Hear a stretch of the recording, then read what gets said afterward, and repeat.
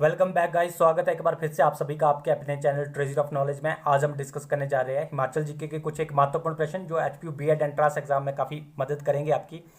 तो शुरू करते हैं आज की वीडियो अपने पहले प्रश्न से। आज का आपका पहला प्रश्न है, संसार चंद द्वितीय किस वर्ष में कांगड़ा राजशाही के राजा बने? तो देखिए, जब घमंड चंद की मृत्यु होती है 1774 में, 1774 में, उसके बाद जो है संसार चंद द्वितीय जो वो गद्दी पर बैठते हैं 1775 में। तो ऑप्शन सी इसका बिल्कुल सही आंसर होगा। कब बैठे थे राजा संसार चंद द्वितीय जो है कांगड़ा की गद्दी पर, मतलब कि संसार चंद द्वितीय जो वो कांगड़ा के राजा कब बने थे? 1775 में। ऑप्शन सी इसका बिल्कुल सही आंसर है। देखिए, इनका जो शासनकाल रहा है कांगड़ा के राजा संसार चंद द्वितीय का 1775 टू 1824 तक रहा है।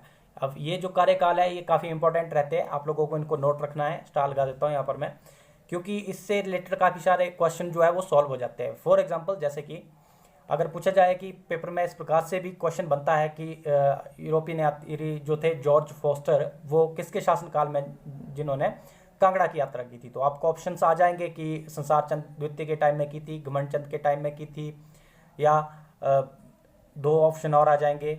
इस प्रकार से अभय चंद ने के शासनकाल में की थी कांगड़ा की यात्रा जॉर्ज फोस्टर ने। तो इसको ध्यान में रखना है। तो जो 1783 में 1783 में जो है जॉर्ज फोस्टर कांगड़ा की यात्रा करते हैं। वापिस जाऊंगा, 1783 में जो जॉर्ज फोस्टर कांगड़ा की यात्रा करते हैं और उस समय जो है कांगड़ा पर कौन शासन कर रहा होता है? संसार चंद द्वितीय का जो है शासन चला होता है। इसी प्रकार से जब विलियम मूरक्राफ्ट जो है कांगड़ा की यात्रा करता है, विलियम मूरक्राफ्ट द्वारा जो कांगड़ा की यात्रा की जाती है वो की जाती है आपकी 1820 में। ये स्थान काफ़ी इंपॉर्टेंट है, ध्यान रखिएगा, वेरी वेरी इंपॉर्टेंट मैं इनको कहूँगा। अगर आप लोग नोट्स बना रहे हैं तो इनको जरूर नोट कर लीजिएगा। 1820 में इस प्रकार से प्रश्न बनेगा आपको कि विलियम मूरक्राफ्ट ने कांगड़ा की यात्रा कब की? तो आपको ऑप्शन आ जाएंगे 1819, 1820, 1821, 1822, इस प्रकार से। तो 1820 में जो है विलियम मूरक्राफ्ट ने कांगड़ा की यात्रा की है। ये इस प्रकार से भी प्रश्न बन सकता है कि जो विलियम मूरक्राफ्ट था उसने कांगड़ा की यात्रा किसके शासनकाल में की थी? तो आपको ऑप्शन आ जाएंगे संसार चंद द्वितीय के शासनकाल में, या घमंड चंद के काल में, अभय चंद के काल में, इस प्रकार से। तो इसको भी नोट रखना है। तो आप लोग देख पा रहे होंगे यहाँ पर 1775 टू 1824 तक किसका शासनकाल चला हुआ है? संसार चंद द्वितीय का शासनकाल चला हुआ है। और इसी के शासनकाल में जॉर्ज फोस्टर और विलियम मूरक्राफ्ट ने जो है कांगड़ा की यात्रा की थी। काफी इंपॉर्टेंट क्वेश्चन है, इसलिए मैं थोड़ा सा जोर डालकर आप लोगों को बोल रहा हूँ। अच्छा, यहाँ से और क्या क्वेश्चन बन सकता है कि देखिए, जब घमंड चंद की मृत्यु होती है 1774 में, जैसा कि मैंने आप लोगों को बता दिया, उसके बाद जो राजा बनते हैं राजा संसार चंद द्वितीय। जैसे ही 1884 में राजा संसार चंद की मृत्यु होती है, उसके बाद ऐसा भी पूछा जा सकता है कि उसके बाद कौन जो है कांगड़ा का शासक बना था? तो अनिरुद्ध चंद, इसको ध्यान रखिएगा। अनिरुद्ध चंद जो था संसार चंद का बेटा था, जो 1824 में कांगड़ा की गद्दी पर बैठा था। काफी इंपॉर्टेंट है, ध्यान रखिएगा, इसको भी नोट कर लीजिएगा। साथ में अगर मैं बात करूं, पेपर में एक और प्रश्न बन जाता है संसार चंद से कि ज्वालामुखी की संधि जो है वो कब हुई थी? तो ज्वालामुखी की संधि जो हुई है वो हुई आपकी 1809 में। ये जितने भी सन मैं आप लोगों को अभी यहाँ पर मेंशन कर रहा हूँ, यहाँ पर लिख रहा हूँ स्क्रीन के ऊपर, ये काफी इंपॉर्टेंट है, ध्यान रखिएगा। यहाँ से पेपर में प्रश्न बनते ही बनते हैं, मोस्ट इंपॉर्टेंट कहूंगा मैं इनको। अच्छा, क्या बताया मैंने? 1809 में ज्वालामुखी की संधि बताई, 1809 में। और ऐसा भी पूछा जा सकता है कि ज्वालामुखी की संधि किसके बीच में हुई थी? तो ये हुई थी आपकी राजा संसार चंद द्वितीय और महाराजा रणजीत सिंह के बीच में जो है ये ज्वालामुखी की संधि हुई थी। तो इस प्रकार से भी क्वेश्चन बन जाते हैं, इंपॉर्टेंट क्वेश्चन है, आप लोग ध्यान रखिएगा। मूव करते हैं अपने नेक्स्ट क्वेश्चन की ओर। उम्मीद है यहाँ पर आप लोग काफी कुछ समझ गए होंगे। अच्छा, आगे बढ़ने से पहले मैं आप लोगों को बता देना चाहता हूँ, मैंने आप लोगों के लिए एक मॉक टेस्ट तैयार किया था, जिसमें काफ़ी बच्चों ने, काफ़ी स्टूडेंट्स ने लिया है, और मैंने रिजल्ट भी जो पिछले कल जो मॉक टेस्ट लगाया था उसका रिजल्ट भी कम्युनिटी में शेयर किया था। स्क्रीनशॉट आप लोगों ने देख लिया होगा मे बी। अगर आप लोग भी मॉक टेस्ट लेना चाहते हैं तो उसके बारे में मैं आप लोगों को थोड़ी सी डिटेल दे देता हूँ। जैसे कि जो ये मॉक टेस्ट बनाया गया है ये फुल मॉक टेस्ट है, मतलब कि जो फुल पैटर्न एचपीयू द्वारा डाला जाता है उसी को फॉलो किया गया है। फॉर एग्जांपल, जैसे कि आपके जीके के 30 क्वेश्चन आते हैं, जिसमें से हिंदी और माफी चाहूँगा जिसमें हिमाचल जीके और इंडियन जीके के 15-15 क्वेश्चन आते हैं, और 20 क्वेश्चन आपके हिंदी के, 20 क्वेश्चन इंग्लिश के। इसमें भी जो पैराग्राफ डालते हैं, पैराग्राफ आप लोगों ने देखा होगा, प्रीवियस ईयर के क्वेश्चन पेपर उठा के देख लीजिए, वहाँ पर पैराग्राफ आया हुआ है, लंबा काफ़ी लेंथी पैराग्राफ होता है और उसको पढ़ने में काफ़ी टाइम लग जाता है और उसको सॉल्व करने में भी टाइम लगता है। तो टाइम मैनेजमेंट की काफ़ी दिक्कत रहती है एचपीयू बीएड एंट्रांस एग्जाम में। तो इसको टैकल करने के लिए, इसकी प्रैक्टिस करने के लिए जो है बीएड मॉक टेस्ट लेकर आया है, ऑनलाइन मॉक टेस्ट है, और 50 रुपीज़ जो है इसका हमने प्राइस रखा हुआ है। अगर आप लोगों ने अगर इस टेस्ट को लेना चाहते हैं तो व्हाट्सएप लिंक जो है मैं डिस्क्रिप्शन बॉक्स में दे दूंगा, वहाँ पर आप लोग सीधे क्लिक करेंगे और आप व्हाट्सएप ग्रुप पर पहुँच जाएंगे। आगे मैं आप लोगों को जो है प्राइस पे का, गूगल पे का नंबर बताऊंगा, पेटीएम भी कर सकते हैं आप लोग। उस पर आप लोग ने 50 रुपये जो है पे करने हैं मॉक टेस्ट के, और उसका स्क्रीनशॉट लेके ग्रुप में सेंड कर देना, आपको मॉक टेस्ट लिंक मिल जाएगा। और इसको जो तैयार किया है ये बीएड टॉपर्स और रिसर्च स्कॉलर्स द्वारा तैयार किया गया है।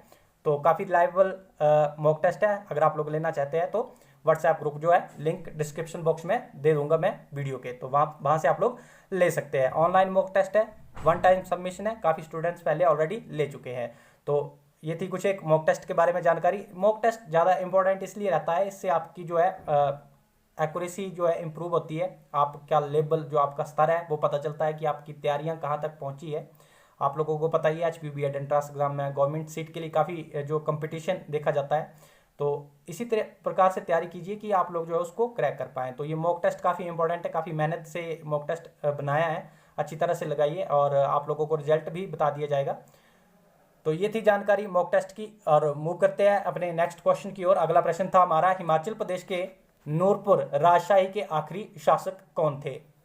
तो नूरपुर राजशाही के आखिरी शासक जो थे वो थे वीर सिंह। ऑप्शन ए इसका बिल्कुल सही आंसर है, और इसके बारे में भी हम थोड़ी सी जानकारी ले लेते हैं। देखिए, जब हम डिटेल में डिस्कस करते हैं, थोड़ा कंसेप्चुअली डिस्कस करते हैं, तो पेपर में आपको स्ट्राइक कर जाता है कि हाँ कुछ ऐसा कुछ हुआ था। तो ऑप्शन ज़्यादा आपको कंफ्यूज नहीं करते अगर आप लोगों के पास डिटेल जानकारी होती है। तो इसीलिए मैं क्वेश्चंस को डिटेल में डिस्कस करता हूँ। और अगर मैं बात करूँ नूरपुर का जो पुराना नाम आता है, तो नूरपुर का पुराना नाम धमेरी, आप सभी को ही पता होगा, काफ़ी इंपॉर्टेंट क्वेश्चन है और पेपर में पूछा भी जाता है। अच्छा, HPU बीएड एंट्रेंस एग्जाम का एक फेवरेट क्वेश्चन है कि नूरपुर रियासत की स्थापना किसके द्वारा की गई थी? तो जेठपाल के द्वारा की गई थी। तोमर राजा थे ये, तोमर राजा जेठपाल के द्वारा जो है नूरपुर रियासत की स्थापना की गई थी, और 1000 ईस्वी में की गई थी। इसको भी नोट रखिएगा, क्योंकि ये भी पूछा जा सकता है कि 1000 ईस्वी में किस रियासत की स्थापना की गई थी। तो आपको ऑप्शन आ जाएगा जसवा रियासत, गुलेर रियासत, त्रिगर्त रियासत या फिर नूरपुर रियासत। तो 1000 ईस्वी में जेठपाल द्वारा जो है नूरपुर रियासत की स्थापना की गई थी, और इसका पुराना नाम क्या था? नूरपुर रियासत का धमेरी था। अच्छा, नूरपुर का नाम जो है जो धमेरी से नूरपुर किसने बदला था? तो देखिए क्या होता है कि 1622 में जहांगीर अपनी पत्नी के साथ में नूरपुर की यात्रा करता है, और पत्नी का नाम होता है नूरजहां। तो जब उस समय नूरपुर का शासक होता है एक जगत सिंह, वो जो क्या करता है कि जो नूरजहां होता है उसके नाम पर जो है धमेरी का नाम बदल कर क्या कर देता है? नूरपुर कर देता है। तो इस प्रकार से स्टोरी है। 1622 में जहांगीर जो है नूरपुर की यात्रा करता अपनी पत्नी नूरजहां के साथ में। तो उम्मीद आप लोग इसको समझ गए होंगे। अगर मैं बात करूं वीर सिंह की, जो ऑप्शन ए में आप लोग देख पा रहे हैं, और ये आखिरी रूलर नूरपुर का जो ऑप्शन क्वेश्चन में पूछा भी गया है, तो ये 1789 से 1846 तक जो है कांगड़ा के शासक रहे हैं। 1846 के बाद में जब अंग्रेजों का प्रभुत्व बढ़ता है और वो आंग्ल सिख युद्ध होता है, तो उस समय उसके इन्फ्लुएंस में आकर जो है नूरपुर रियासत जो है वो अंग्रेजों के अधीन हो जाती है। तो इस प्रकार से जो आखिरी शासक था नूरपुर का वो कौन था? वीर सिंह था। इसको भी ध्यान रखिएगा, मोस्ट इंपॉर्टेंट है। मूव करते हैं अपने नेक्स्ट क्वेश्चन की ओर। उम्मीद है यहाँ पर आप लोगों को काफी कुछ जानकारी मिल गई होगी। अगला प्रश्न है हमारा, द्योली मत्स्य पालन केंद्र हिमाचल प्रदेश के किस जिले में स्थित है? तो देखिए, द्योली जो फिश फार्म है ये बिलासपुर जिले में है। और यहाँ से क्या क्वेश्चन बनता है ये भी मैं आप लोगों को बता देता हूँ। यहाँ से प्रश्न इस प्रकार से बनता है कि एशिया का सबसे बड़ा जो फिश फार्म है वो कहाँ पर है? तो द्योली में है, ध्यान रखिएगा। एशिया का सबसे बड़ा ये फिश फार्म है बिलासपुर में, द्योली में। ऑप्शन ए इसका सही आंसर होगा। इंपॉर्टेंट क्वेश्चन है। इसका सन भी पूछ लिया जाता है कि ये कब एस्टेब्लिश किया गया था? तो 1961 में इसको एस्टेब्लिश किया गया था। अच्छा, इससे रिलेटेड मैंने एक और बताया था आपको कमीशन कमेटी में रिलेटेड कि 1961 में किसकी स्थापना की गई थी?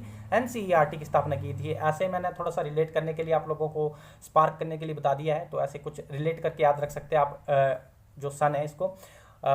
और अगर मैं आप लोगों से बात करूँ कि भेड़ प्रजनन केंद्र भी पूछे जाते हैं हिमाचल प्रदेश में। भेड़ प्रजनन केंद्र मोस्ट इंपॉर्टेंट पेपर में फ्रिक्वेंटली पूछे जाते हैं। देखिए, अगर आप लोगों से पूछा जाए कि ताल भेड़ प्रजनन केंद्र हिमाचल प्रदेश के किस जिले में है? ऑप्शन ए है आपका चंबा, ऑप्शन बी है आपका हमीरपुर, ऑप्शन सी है आपका बिलासपुर, ऑप्शन डी है आपका शिमला। तो ताल जो भेड़ प्रजनन केंद्र है वो है आपका हमीरपुर जिले में। आप लोग खुद भी आंसर करते रहिए अपने माइंड में। अगर मैं बात करूं सरोल भेड़ प्रजनन केंद्र की, इंपॉर्टेंट है इसलिए मैं आप लोगों से डिस्कस कर रहा हूं। नोट्स बना रहे होंगे तो लिखते जरूर रहिएगा। सरोल भेड़ प्रजनन केंद्र जो वो चंबा जिले में है, इसको भी नोट रखिएगा। और शिमला जिले का जो ज्यूरी भेड़ प्रजनन केंद्र है ये भी पेपर में पूछा जाता है। तो शिमला जिले में कहाँ है भेड़ प्रजनन केंद्र? ज्यूरी में है। मोस्ट इंपॉर्टेंट है, ध्यान रखिएगा। मूव करते हैं अपने नेक्स्ट क्वेश्चन की ओर। अगला प्रश्न है हमारा, पहाड़ी गांधी बाबा कांशीराम हिमाचल प्रदेश के किस जिले से संबंधित है? काफी इंपॉर्टेंट क्वेश्चन है, इससे रिलेटेड काफी बार पेपर में पूछा भी जाता है। तो पहाड़ी गांधी बाबा कांशीराम जो है कांगड़ा जिले से बिलोंग करते थे, और कांगड़ा जिले का जो डाडा सिबा जोन है वहां से बिलोंग करते थे। इंपॉर्टेंट क्वेश्चन है, ध्यान रखिएगा, वेरी वेरी इंपॉर्टेंट कहूंगा मैं इसको। देखिए पेपर में यहाँ से भी प्रश्न बन जाता है कि पहाड़ी गांधी की उपाधि जो है बाबा कांशीराम को किसने दी थी? तो पंडित जवाहरलाल नेहरू ने दी थी। अगर मैं कहूं कि पहाड़ा दा बुलबुल जो है बाबा कांशीराम को किसने कहा था, तो वो किसने कहा था? सरोजनी नायडू ने कहा था। तो ऑप्शन में इंदिरा गांधी वगैरह भी आ जाते हैं, तो आपने ध्यान रखना है, सरोजनी नायडू ने जो है पहाड़ी गांधी बाबा कांशीराम को किस नाम से पुकारा था? पहाड़ांदा बुलबुल। पहाड़ी गांधी बाबा कांशीराम जो थे ये काफी क्रांतिकारी थे एक, और फ्रीडम फाइटर, और काफी योगदान दिया इन्होंने।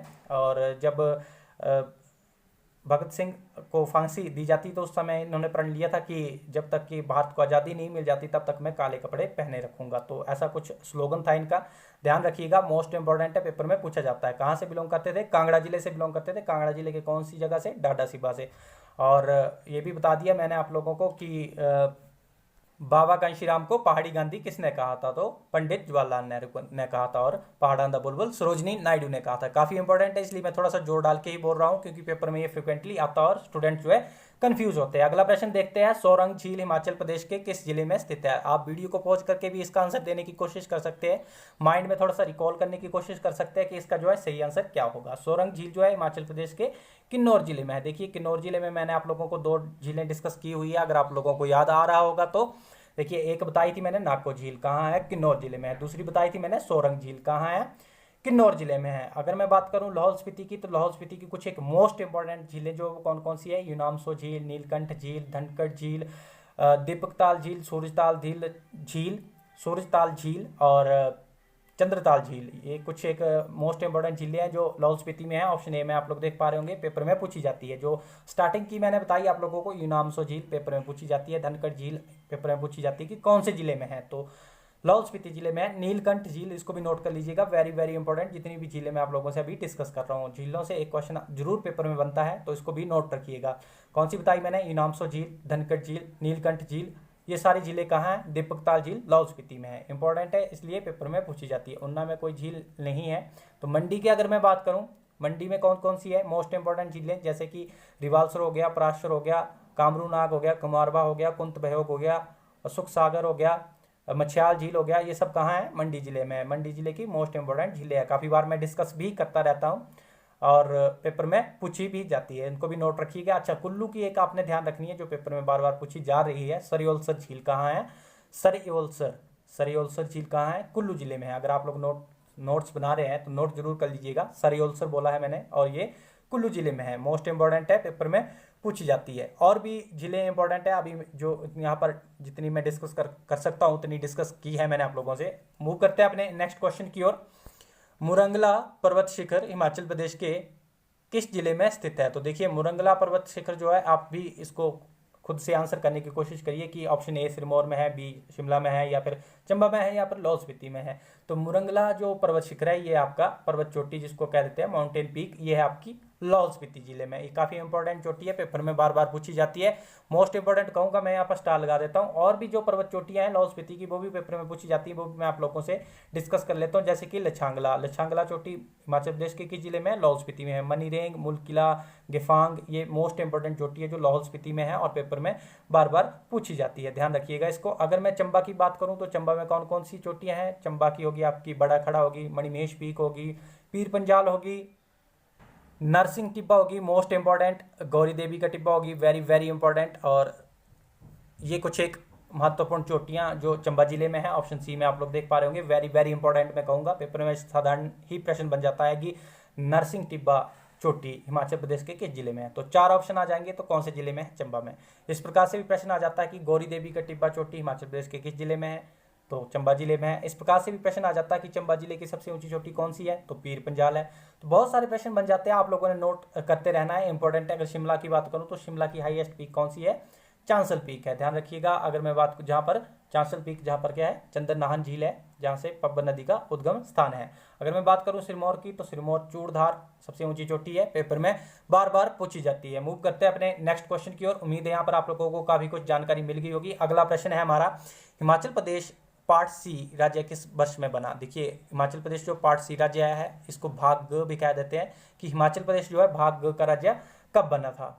तो हिमाचल प्रदेश जो है भाग ग श्रेणी का राज्य जो है 1951 में 1951 में बना है। और अगर मैं बात करूं इससे पहले की, तो 1948 से 1951 तक जो है हिमाचल प्रदेश जो है चीफ कमिश्नर प्रोविंस रहा है। उसके बाद 1951 से लेकर 1956 तक, यहाँ पर 1951 से लेकर 1956 तक क्या रहा है, ये ग श्रेणी का राज्य रहा है। सी पार्ट, यहाँ पर पार्ट सी देख सकते हैं, पार्ट सी का राज्य रहा है। अब आप लोग सोच रहे होंगे तो 1956 में क्या बना है, हिमाचल प्रदेश केंद्र शासित प्रदेश बना है। पेपर में साधारण क्वेश्चन आ जाता है कि हिमाचल प्रदेश केंद्र शासित प्रदेश कब बना, तो ये बना था आपका 1 नवंबर 1956 को जो है हिमाचल प्रदेश को केंद्र शासित प्रदेश बनाया गया था। मोस्ट इंपॉर्टेंट है, ध्यान रखिएगा। देखिए जब हिमाचल प्रदेश भाग ग का राज्य बना, तो पेपर में प्रश्न बनता है कि हिमाचल प्रदेश के पहले उपराज्यपाल कौन थे। तो पहले उपराज्यपाल थे हिमाचल प्रदेश के मेजर जनरल हिम्मत सिंह जो थे, वो हिमाचल प्रदेश के 1951 की बात हो रही है। मेजर जनरल हिम्मत सिंह जो है हिमाचल प्रदेश के पहले उपराज्यपाल थे, ध्यान रखिएगा,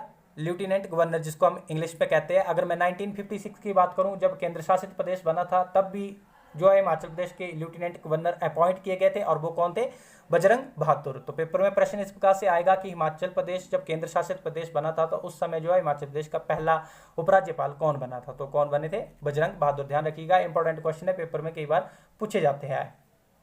अगर मैं बात करूं कि अगर ऐसा पूछा जाए कि हिमाचल प्रदेश जब पूर्ण राज्य बन गया था 1971 में, तो उस समय जो है हिमाचल प्रदेश के गवर्नर कौन थे, तो एस चक्रवर्ती थे। ये सारे प्रश्न पेपर में बनते हैं, मोस्ट इंपॉर्टेंट है, मैं इसलिए आप लोगों से थोड़ा सा डिटेल में डिस्कस कर रहा हूँ। अच्छा, ऐसा भी प्रश्न बन जाता है कि बिलासपुर को हिमाचल प्रदेश में कब मिलाया गया, तो देखिए हिमाचल प्रदेश को बिलासपुर को कब मिलाया गया था, 1 जुलाई 1954 को मिलाया गया था। मोस्ट इंपॉर्टेंट है, ये सन आप लोग ध्यान रखेंगे, स्टार लगा देता हूँ, पेपर में पूछा जाता है। और ये बिलासपुर जो है, ऐसा भी प्रश्न बन सकता है कि बिलासपुर जो है हिमाचल प्रदेश का कौन सा जिला बना था, तो कौन सा जिला बना था, 5वां जिला बना था। उम्मीद है यहाँ पर आप लोगों को काफी कुछ जानकारी मिल गई होगी। मूव करते हैं अपने नेक्स्ट क्वेश्चन की ओर। अगला प्रश्न देखते हैं हम। अगला प्रश्न है हमारा, इस नंबर पर आपको जो है गूगल पे या पेटीएम कर सकते हैं आप लोगों ने अगर मॉक टेस्ट लेना है 50 रुपये पे करके, स्क्रीनशॉट लेके जो ग्रुप डिस्क्रिप्शन बॉक्स में जो लिंक दिया है व्हाट्सएप ग्रुप का, वहाँ पर आप लोगों ने शेयर करना है, आपको मॉक टेस्ट का लिंक मिल जाएगा। तो अगर हम बात करें नेक्स्ट क्वेश्चन की, अगला प्रश्न था हमारा, कौन सा पहाड़ी दर्रा कांगड़ा तथा भरमौर को जोड़ता है, तो ऑप्शन ए था आपका कालीचो, ऑप्शन बी था आपका साच, ऑप्शन सी था आपका तामसर, ऑप्शन डी था आपका इंद्रहार। इंद्रहार नहीं है, ये इंद्रहार है, और इसका सही आंसर जो है वो इंद्रहार ही है, ऑप्शन डी इसका बिल्कुल सही आंसर होगा। अगर मैं बात करूं बाकी ऑप्शंस की, तामसर पास जो है वो कांगड़ा जिले में है, इंद्रहार पास ध्यान रखिएगा, मोस्ट इंपॉर्टेंट है, इंद्रहार पास जो है यहाँ पर पेपर में पूछा गया कांगड़ा और भरमौर के बीच में। पेपर 22 वर्षा भी आ सकता है, उल्टा भी आ सकता है कि इंद्रहार पास किन दो जगहों को जोड़ता है, तो आपको ऑप्शन आए जाएंगे, कांगड़ा चंबा को जोड़ता है, कांगड़ा भरमौर को जोड़ता है, भरमौर लौल को जोड़ता है, इस प्रकार से। तो ध्यान रखिएगा, कांगड़ा और भरमौर को जोड़ता है इंद्रहार पास, मोस्ट इंपॉर्टेंट है, पेपर में पूछा जाता है, यहाँ पर स्टार लगा देता हूँ मैं। अगर मैं बात करूं तामसर का मैंने बता दिया कांगड़ा जिले में है। साच पास की बात करूं तो ये भी चंबा जिले में है। साच पास जो है वो चंबा और पांगी को जोड़ता है, ऑप्शन बी में आप लोग देख लीजिए, यहाँ पर इंपॉर्टेंट क्वेश्चन है, साच पास पेपर में बार बार पूछा जाता है। इस प्रकार से आ सकता है क्वेश्चन कि साच पास जो है वो किन दो जगहों को जोड़ता है, तो किन दो जगहों को जोड़ता है, चंबा और पांगी को जोड़ता है, मोस्ट इंपॉर्टेंट है, ध्यान रखिएगा। कालीछो की अगर मैं बात करूं, कालीछो हो गया, दुग्गी पास हो गया, कुक्ति पास हो गया, और छोबिया पास हो गया, ये जितने भी पास मैंने आप लोगों से अभी डिस्कस किए, ये सभी जो है भरमौर को लाहौल से जोड़ते हैं। कौन कौन से, कालीछो, दुग्गी पास, कुक्ति पास, छोबिया पास, इस चारों पास जो है, चारों दर्रे जो है वो भरमौर को लाहौल से जोड़ते हैं, और इंद्रहार पास जो है वो भरमौर को कांगड़ा से जोड़ता है, या कांगड़ा को भरमौर से जोड़ता है, ध्यान रखिएगा, मोस्ट इंपॉर्टेंट क्वेश्चन है। उम्मीद है आप लोगों ने नोट कर लिया होगा। मूव करते हैं अपने नेक्स्ट क्वेश्चन की ओर। अगला प्रश्न है हमारा, हिमाचल प्रदेश के कांगड़ा जिले का मुख्यालय कहाँ है, तो आप लोग भी खुद से वीडियो को पॉज करके इसका आंसर देने की कोशिश कर सकते हैं। इसका जो सही आंसर है धर्मशाला में है। बच्चे जल्दबाजी में जो है इसका आंसर कांगड़ा टिक कर देते हैं, तो कांगड़ा नहीं है, धर्मशाला में जो है हेडक्वार्टर है किसका, कांगड़ा जिले का। ऑप्शन सी इसका बिल्कुल सही आंसर होगा। कांगड़ा जिले का हेडक्वार्टर कहाँ है, मुख्यालय कहाँ है, धर्मशाला में है, ध्यान रखिएगा। अगर मैं बात करूं पालमपुर की, तो पालमपुर से क्या प्रश्न बन जाता है, पालमपुर से बन जाता है आपका कि कृषि विश्वविद्यालय कहां पर है, तो कहां पर है, पालमपुर में है, जिसको किस नाम से जाना जाता है, सीएसके यूनिवर्सिटी जिसको हम कहते हैं, चौधरी सरवन कुमार यूनिवर्सिटी कृषि विश्वविद्यालय आइए, और कहां पर है, पालमपुर में है। और कब बना था, सन भी पूछ लिया जाता है इस यूनिवर्सिटी का, सीएसके यूनिवर्सिटी का 1978 में ये एस्टेब्लिश की गई थी। वेरी वेरी इंपॉर्टेंट, मैं इसको कहूंगा स्टार लगा देता हूं। उम्मीद है आप लोगों ने नोट कर लिया होगा और काफी कुछ आप लोगों को यहाँ पर जानकारी भी मिली होगी। मूव करते हैं अपने नेक्स्ट क्वेश्चन की ओर। अगला प्रश्न है हमारा, हिमाचल प्रदेश के उस जिले का नाम बताएं जहां पर बिजली महादेव मंदिर स्थित है। तो देखिए बिजली महादेव मंदिर कहाँ है आपका, कुल्लू जिले में है। ऑप्शन डी इसका बिल्कुल सही आंसर होगा। ऑप्शन डी कुल्लू में जो है बिजली महादेव मंदिर स्थित है। और बजौरा मंदिर कहाँ है, कुल्लू में है। मनु मंदिर कहाँ है, कुल्लू में है। हिडिंबा देवी मंदिर कहाँ है, कुल्लू में है। जामलू मंदिर कहाँ है, कुल्लू में है। रघुनाथ मंदिर कहाँ है, कुल्लू में है। ये सारे मंदिर इंपॉर्टेंट है, कुल्लू के पेपर में पूछे जाते हैं, आप लोग नोट जरूर करते रहिएगा। अगर मैं बात करूं ऑप्शन ए शिमला के कौन से फेमस मंदिर जो है पेपर में पूछे जाते हैं बार बार फ्रिक्वेंटली, तारा देवी मंदिर पूछा जाता है, कहाँ है, शिमला में है। भीमा काली मंदिर सरहान शिमला में है, ध्यान रखिएगा, मोस्ट इंपॉर्टेंट। झाकू मंदिर कहाँ है, शिमला में है। कालीबाड़ी मंदिर कहाँ है, शिमला में है, पेपर में पूछा जाता है, most important, very very important, Kalibari मंदिर। कामना देवी मंदिर मोस्ट इंपॉर्टेंट, सूर्य मंदिर कहाँ है, शिमला में है, नीरथ में, ध्यान रखिएगा। हाटकोटी मंदिर पूछा जाता है, कहाँ है, शिमला में है। संकट मोचन मंदिर कहाँ है, शिमला में है। ये शिमला के कुछ एक महत्वपूर्ण टेम्पल्स है और पेपर में बार बार पूछे जाते हैं और आप लोग इनको नोट जरूर कर लीजिएगा। अगर मैं बात करूं सिरमौर की, तो सिरमौर का शिरगुल महादेव मंदिर आप लोगों को पता है, चूड़धार पर, मोस्ट इंपॉर्टेंट, ध्यान रखिएगा। जगन्नाथ मंदिर पूछा जाता है, कहाँ है, सिरमौर जिले में है। त्रिलोकपुर मंदिर कहाँ है, सिरमौर जिले में है। बालासुंदरी मंदिर जिसको कह देते हैं, सिरमौर जिले में है। किन्नौर जिले की अगर मैं बात करूं, तो किन्नौर जिले में जो एचपीयू बीएड एंट्रेंस एग्जाम में पूछा जाता है, वो पूछा जाता है उषा देवी मंदिर कहाँ है, तो ये निचार में है, किन्नौर जिले के निचार स्थान में, निचार जो जगह है वहां पर है, ध्यान रखिएगा, वेरी वेरी इंपॉर्टेंट कहूंगा मैं इसको। और अगर मैं बात करूं, एक क्वेश्चन और बन जाता है कि पूह गोम्पा जो वो हिमाचल प्रदेश के किस जिले में, तो आपको लाहौल स्पीति, किन्नौर, कुल्लू इस प्रकार से ऑप्शन आ जाएंगे। तो पूह गोम्पा जो वो भी कहाँ है आपका, किन्नौर जिले में है। अगर मैं बात करूं नामगिया गोम्पा भी है एक, तो नामगिया गोम्पा कहाँ है, ये भी किन्नौर जिले में है। नाको गोम्पा भी है एक, वो भी कहाँ है, किन्नौर जिले में है। मोस्ट इंपॉर्टेंट है, पेपर में यहाँ से प्रश्न बनता ही बनता है। उम्मीद है आप लोगों को यहाँ पर काफी कुछ जानकारी मिली होगी। अगर आप लोगों को वीडियो अच्छी लगी रही है तो वीडियो को लाइक और शेयर जरूर कर दीजिएगा। साथ ही चैनल को सब्सक्राइब नहीं किया तो चैनल को भी सब्सक्राइब कर दीजिएगा। मूव करते हैं अपने नेक्स्ट क्वेश्चन की ओर। अगला प्रश्न है हमारा, हिमाचल प्रदेश में लोकसभा निर्वाचन क्षेत्रों की कुल संख्या कितनी है। तो हिमाचल प्रदेश में लोकसभा की जो सीट्स है, लोकसभा की पूछी जा रही है यहाँ पर, लोकसभा की सीटें कितनी हैं, 4 सीटें हैं। अगर मैं बात करूं राज्यसभा की, तो राज्यसभा की हिमाचल प्रदेश में कितनी सीटें हैं, 3 सीटें हैं। हिमाचल प्रदेश में राज्यसभा की कितनी है, 3 सीटें हैं। लोकसभा की 4 सीटें हैं। विधानसभा की कितनी है, 68 सीट्स है। और पेपर में प्रश्न इस प्रकार से भी बनता है कि हिमाचल प्रदेश में सबसे बड़ा विधानसभा क्षेत्र कौन सा है, जहां पर सबसे ज्यादा विधानसभा सीटें हैं, तो कौन सा है, कांगड़ा है। कौन सा, कांगड़ा, यहाँ पर लिख देता हूँ, कांगड़ा सबसे बड़ा विधानसभा क्षेत्र जहां पर सबसे ज्यादा विधानसभा सीटें हैं,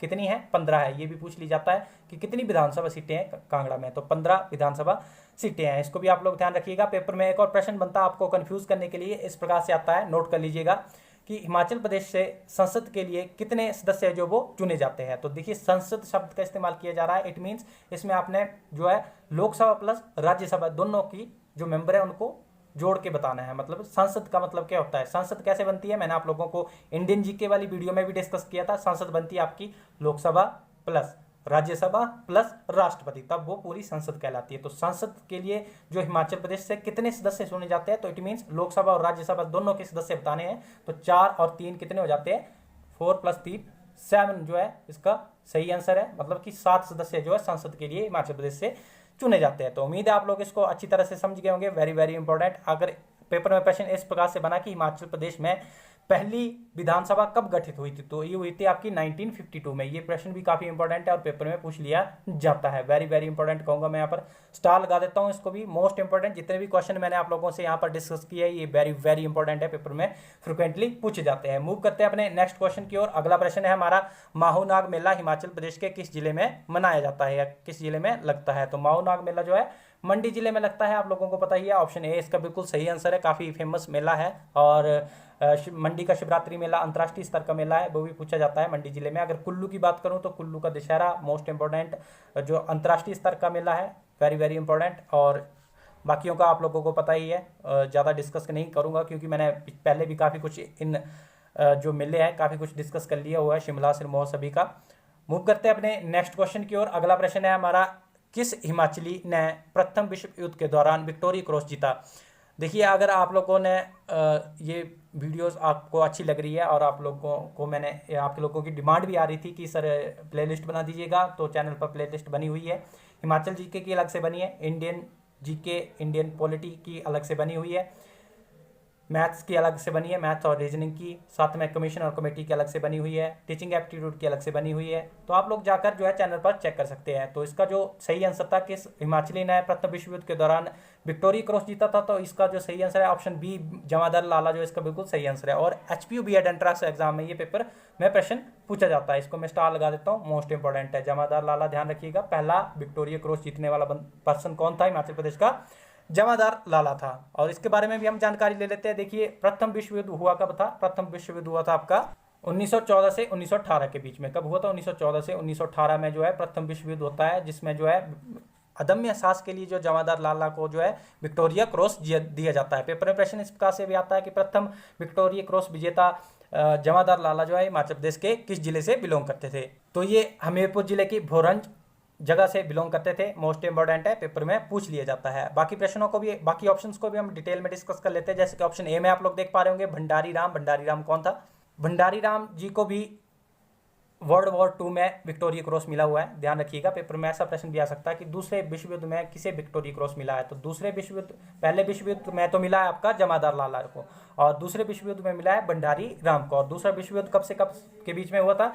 1939 टू 1945 के बीच में जो है सेकेंड वर्ल्ड वॉर हुआ है। इस समय ही जो है भंडारी राम को जो है विक्टोरिया क्रॉस मिला था। अच्छा, यहाँ से प्रश्न ये भी बन सकता है कि भंडारी राम जो है विक्टोरिया क्रॉस विजेता, वो कौन से जिले से बिलोंग करते थे? तो ये बिलोंग करते थे आपके बिलासपुर जिले से। ध्यान रखिएगा, इसको भी जिले भी पूछ लिए जाते हैं। मोस्ट इंपॉर्टेंट है, वेरी वेरी इंपॉर्टेंट मैं इसको कहूंगा। अच्छा, ऑप्शन सी से कौन सा प्रश्न बनता है? ऑप्शन सी से बनता है आपका कि भारत के प्रथम परमवीर चक्र विजेता कौन थे? तो मेजर सोमनाथ शर्मा जो है इसका सही आंसर होगा। अगर ऐसा पूछा जाता है कि भारत के प्रथम परमवीर चक्र विजेता, तो वेरी वेरी इंपॉर्टेंट मैं इसको कहूंगा सोमनाथ शर्मा हिमाचल प्रदेश के कांगड़ा जिले से बिलोंग करते थे।